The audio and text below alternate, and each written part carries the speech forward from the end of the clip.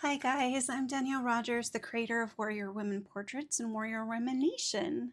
I wanted to take today to really tell you about my cancer journey. We all have our own individual stories that need to be told, and mine started back in 2022. Now,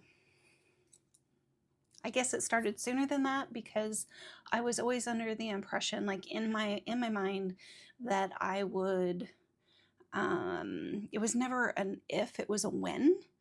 I got breast cancer in my mind. I had no reason for it. I had no gene, no mutations, nothing like that.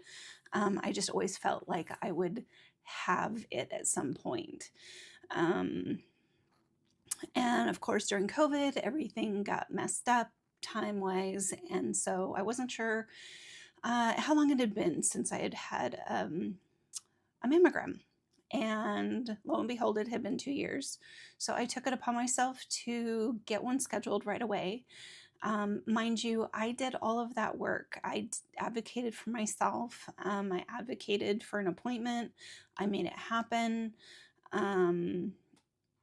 And just didn't postpone it. And because of that, I was able to catch my original diagnosis, which was triple negative breast cancer, stage 1, grade 3, that they ended up finding in July 2022.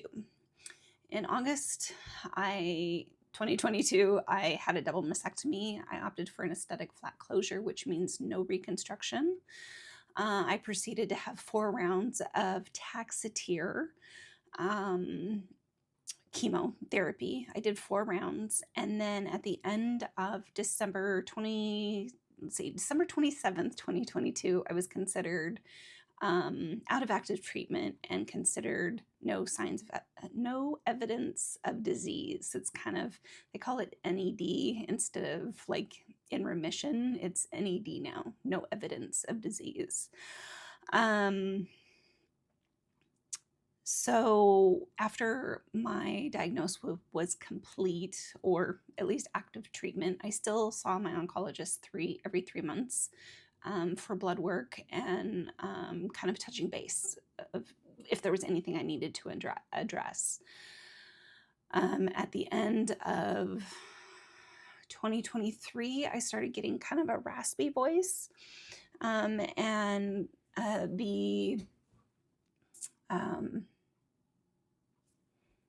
want to say gallbladder, that's not right.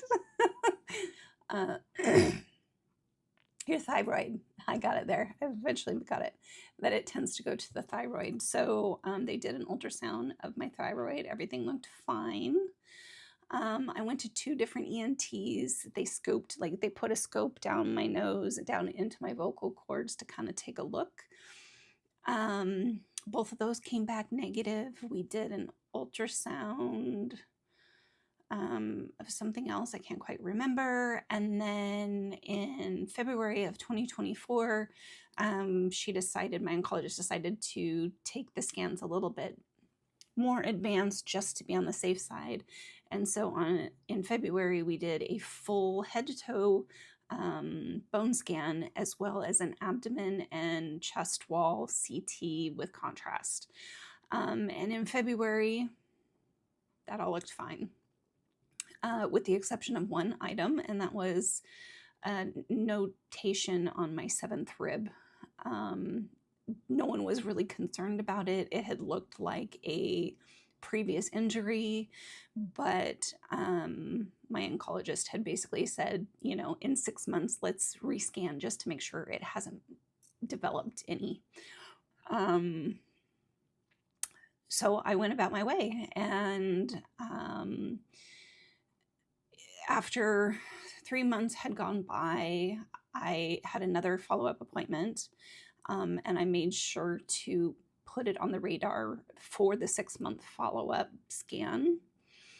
And they did all the pre-authorization for that, and then no one called. So I ended up calling the oncologist department saying, hey, do I need to schedule this 6-month follow-up CT? And they're like, oh, no, no, no, we'll get right on it. And I'm saying this because I just want to clarify that all my scans I have actually advocated for myself to get. I've made the effort. I made sure that people were on top of getting them scheduled. And if they weren't, to basically, raise a hand going, why not? So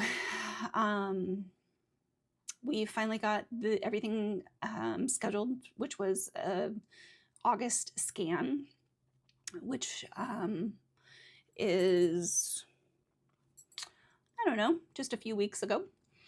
And the night before the scan, I just had this really, just the whole time before the scan, the day of the scan, I just had this like really unnerving feeling in my gut. And I didn't know why. The scans that I had to do take several hours because there's contrast involved. So how it works is you go down to nuclear medicine to get a injection.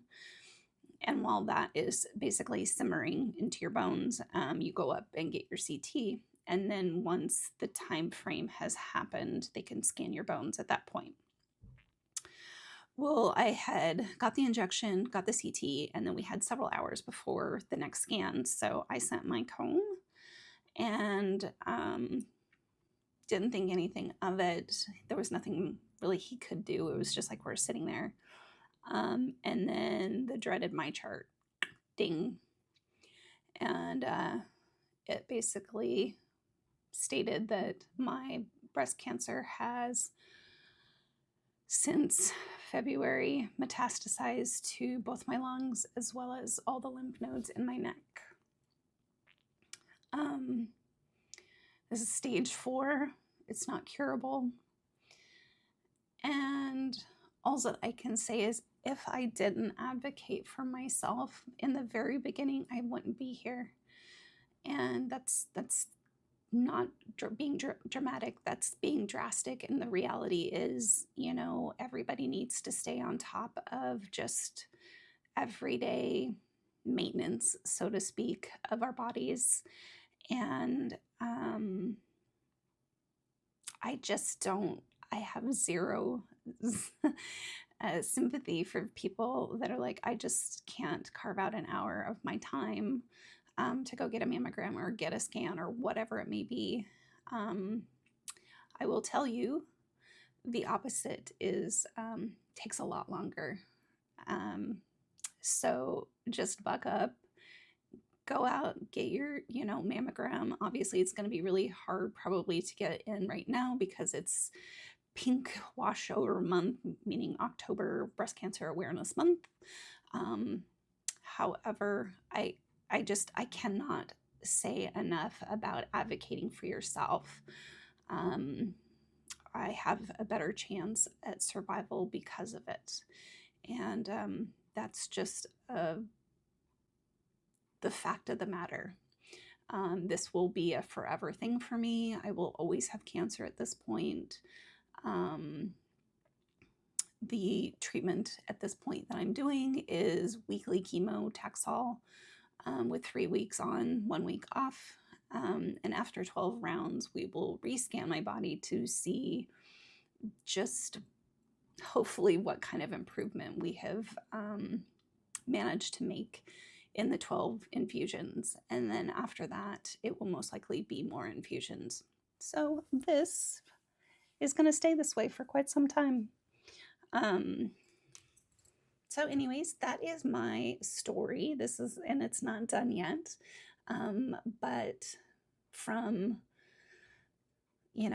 July 2022 till now, just hasn't been a lot of fun.